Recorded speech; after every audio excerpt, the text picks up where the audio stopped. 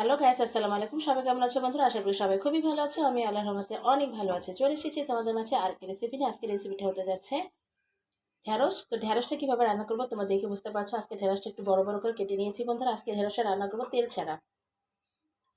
তো যারা তেল খেতে পারো না, যাদের তেল খাওয়া নিষেধ, তাদের জন্য আজকে রেসিপিটা বন্ধুরা। আশা করি তোমরা দেখবে, খুবই ভালো লাগবে, অনেক উপকৃত হবে। তো রেসিপিটা শুরু করে দিচ্ছি বন্ধুরা। দেখো, এখানে শুধু কড়া দিয়েছি, কোনো তেল দিইনি। আর এখানে দেখতে পাচ্ছ আমি পেঁয়াজ কাঁচামরিচ কেটে দিয়েছি, হলুদ গুঁড়ো দিয়েছি, লবণ দিয়েছি, আর হচ্ছে সচের গুঁড়ো। তো সবটা এখন আমি দিয়ে দিব। তো আজকে আমি কেটে নিয়েছি কীভাবে, একটু ভিন্ন ধরনের ভাবে বন্ধুরা। সেটা হচ্ছে প্রথমে সব সময় আমরা কিন্তু ঢেঁড়সটা আগে ধুয়ে নিই, তারপর কেটে নিই।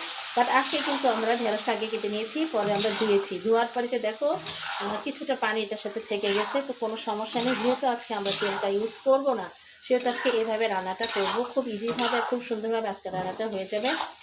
আজকে রান্নাটা কিন্তু আমরা সব উপকরণ দিলেও, বাট শুধু তেলটা দিব না, কারণ তেলটা আমাদের শরীরের জন্য অনেক ক্ষতিকর। আমরা যারা তেল খেয়ে খেয়ে অভ্যস্ত হয়ে গেছে তাদের জন্য একটু কষ্ট হলো, কিন্তু এভাবে রান্না করে কিন্তু তেল যে দিইনি সেটা একেবারে বোঝা যাবে না। একেবারে তেল দিয়ে রান্না করে যেমনটা স্বাদ হয়, ঠিক এরকম স্বাদ হবে। আশা করি তোমরা পুরো ভিডিওটা দেখবে, তাহলে তোমাদের ভালো লাগবে। তো বন্ধুরা দেখো, আমার ভাজিটা কিন্তু হয়ে গেছে। এভাবে পারফেক্টভাবে তোমরা কিন্তু ঢেঁড়স ভাজিটা করতে পারো। খেলে বুঝবে এটা কিন্তু একটা অসাধারণ হয়েছে।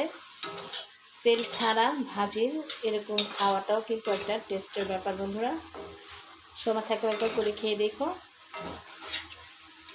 তো বন্ধুরা, আজকের মতো এখানে বিদায় নিচ্ছি। সবাই খুবই ভালো থাকবে।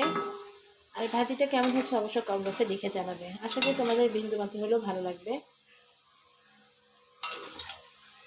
তো সেই আশা নিয়ে আজকের ভিডিওটা আমি তোমাদের দেশে আপলোড করে দিব বন্ধুরা। আশা করি তোমাদের ভালো লাগবে। অবশ্যই একটা লাইক দিয়ে দিও, আর অবশ্যই আমার চ্যানেলটাকে সাবস্ক্রাইব করে আমার পাশে থেকো। তো সবাই ভালো থেকো বন্ধুরা। আল্লাহ হাফেজ।